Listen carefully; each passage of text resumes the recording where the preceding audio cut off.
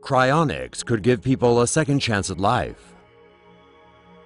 A landmark British court ruling that a 14-year-old girl who died of cancer should have her body cryogenically frozen has once again put the spotlight on the controversial process known as cryonics.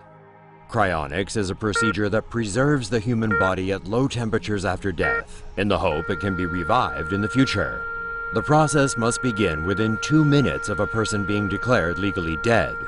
Although the heart has stopped beating, there is still some brain function during this period, so a heart-lung resuscitator is used to stabilize the body and keep the brain supplied with blood and oxygen. In the next step of the process, an anticoagulant is injected into the body to stop the blood clotting during transit. The body is then packed in ice and transported to a cryonics facility. Once there, a process called vitrification begins, where the blood is replaced with a cryoprotectant antifreeze fluid. This is done to prevent the cells from freezing and to stop ice crystals from forming around the organs at extremely low temperatures. The body is then placed on a bed of dry ice until it cools to -130 degrees Celsius.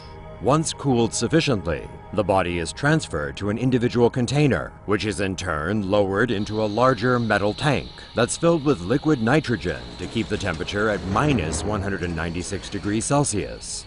Between 4 and 6 bodies are typically held in the tanks.